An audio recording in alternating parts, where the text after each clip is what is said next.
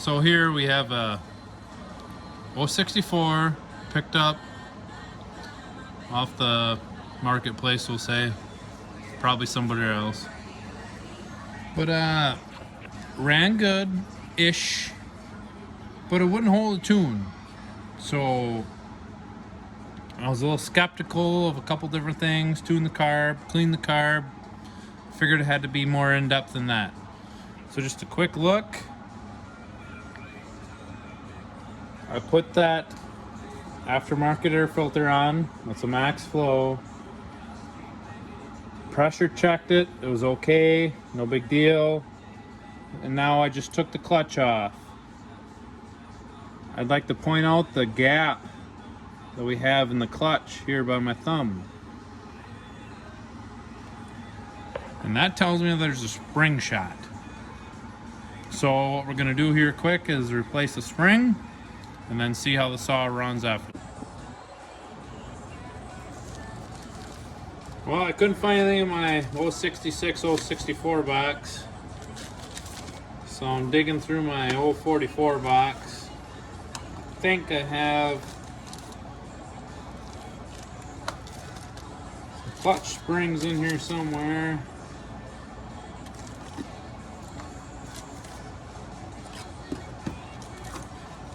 Of course, I got receipts. Ooh, there we go.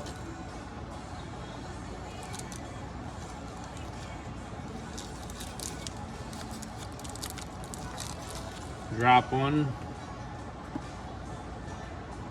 Spring, spring, spring. And a third spring. I bet you that is exactly what this saw needs. Stay tuned. We'll get them put in.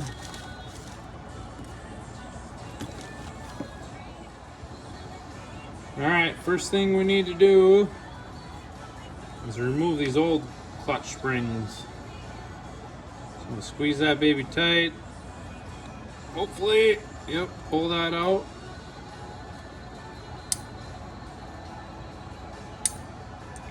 Get that out of there. Do the next one.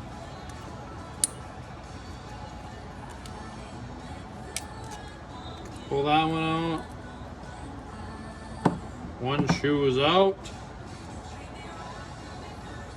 And we'll go to the last one. There we go. Pull the shoes all out.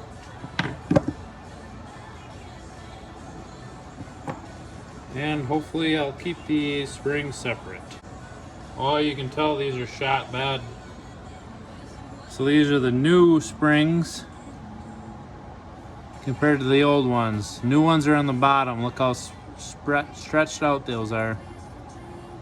Yeah, they're 044 springs, but they should be very similar in end-to-end length. So we'll put these in and see how it turns out. All right, time to put the new springs in. I have the clutch here, semi-assembled. Obviously you can take the shoes off. I'm gonna go ahead and hang each spring in. Same direction on each shoe.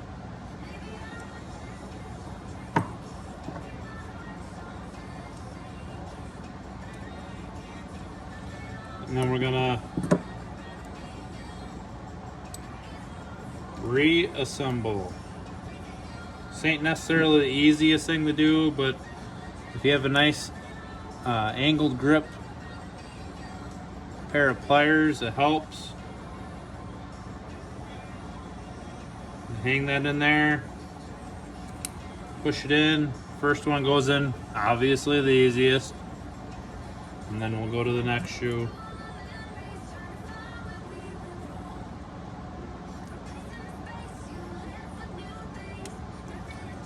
It's in the hole.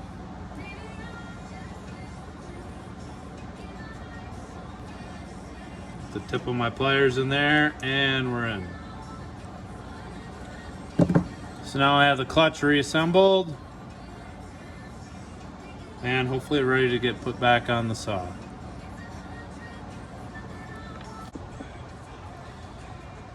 Okay, now I'm going to put the clutch back on. I have here a piece of rope. I've used this multiple times, putting clutches and flywheels on. I'll take my best on. I'm going to check the piston.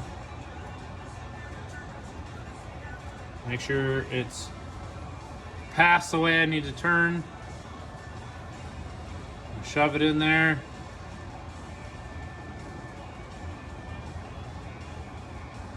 And because the clutch is always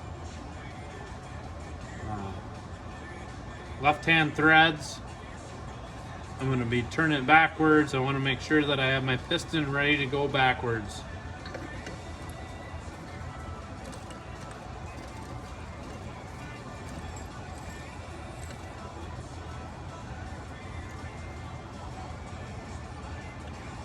There it is, getting finger tight.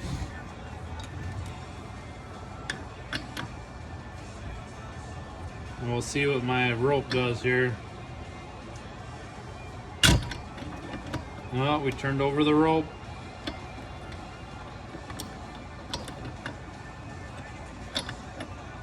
Now I'll readjust the rope. Probably getting a little too wore out for what I've done, but we'll use it again. Put it in there.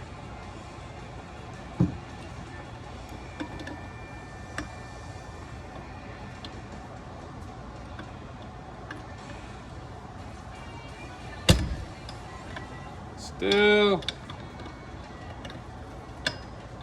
popping over. So we'll readjust one more time.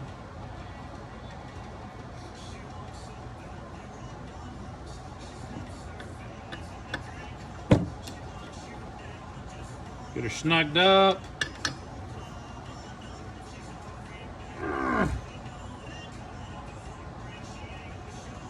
Should be tight. No. Back it up a little bit. Pull my rope out. Make sure nothing got sheared off. Now our clutch is tight. From there we'll check fitment. This is the old clutch.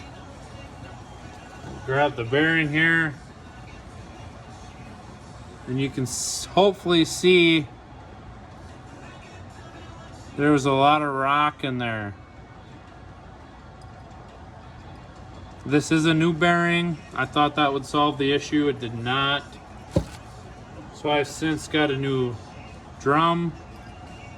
I put the new bearing in the drum, and there is very, very little play. Just enough for the bearings to shake, which is what you want. And of course, the bearing is grease filled. Set that down.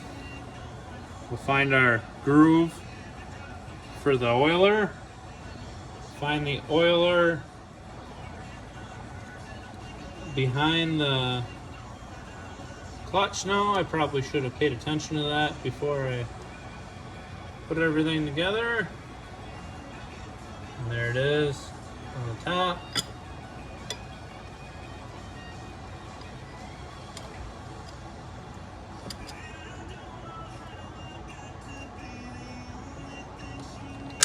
Helps if you release a chain brake. Imagine that, right? And we'll get the drum lined up with the oiler. Alright, so it took me a hot minute here to get this on. Couldn't quite get the oiler lined up, the drum sprocket, but we got her in there without the bearing. The bearing I have just greased. Probably should clean it a little bit better, but I think it'll be alright for the first go around. And we are going to get this to seat in there.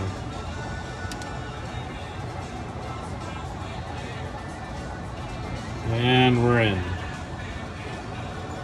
And now we have a much tighter clutch round. Grab the rest of the parts.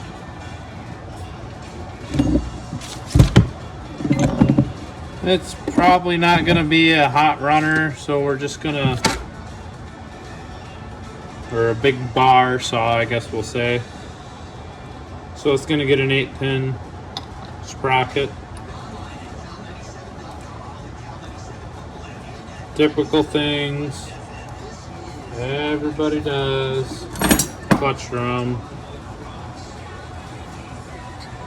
I'm going to squeeze that baby on there.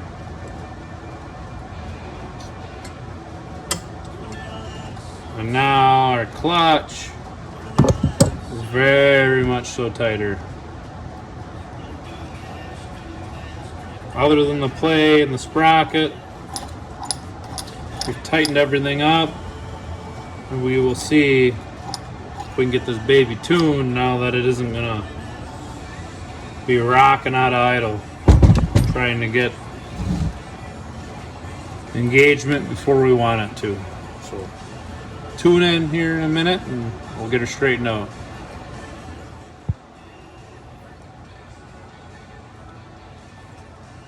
Thread the spark plug in, tighten her up.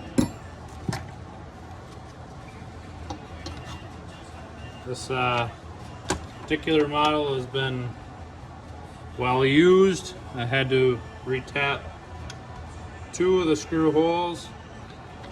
The one on the side here is not doing as well. So for a work saw, for personal use, it's getting 2 screws. Someday it might get fixed up a little better, but for what it is, it's just gonna buck firewood. Interestingly enough, the person I bought it from decided that they couldn't figure out how to route the spark plug wires, so they thought it'd be a good idea to cut around the recoil here. I'm not sure how that helped the situation, but apparently it did. So it worked for them for a while. I don't feel like it's gonna work for me, so we have a obviously new old stock recoil cover here that we will be installing. All right, to move on, gotta put the handlebar back on. I have here a full wrap handlebar. This is not OEM. This is a Duke's Duke Theroff. I'm sure you've seen them on eBay and other forum websites. It has a great grip on it. It's very sturdy. I cannot get it to roll at all, my arms flexing it, and feels very stiff on the saw. I would recommend these to anybody that wants a cheap aftermarket wrap for a saw.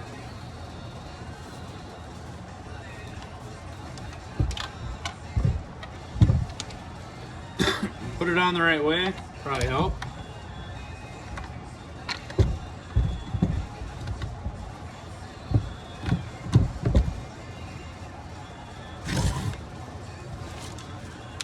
Start my screws, go.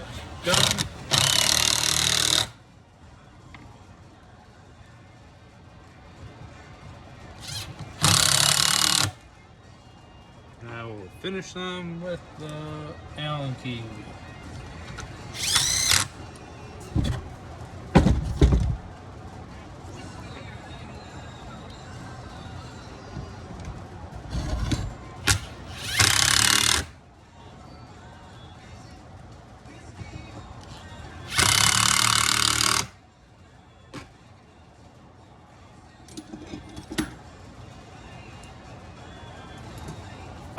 Funny, the T27's never where it's supposed to be.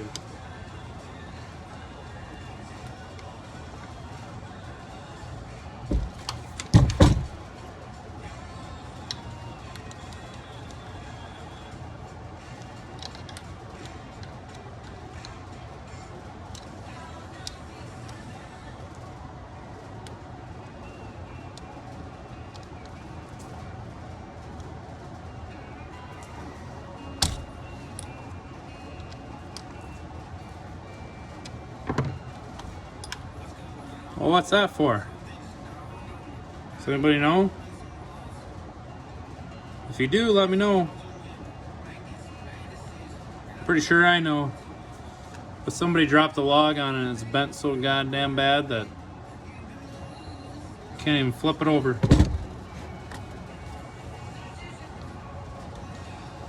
Be nice to have like a night tonight where it's -2 degrees here in Wisconsin, but we'll carry forward.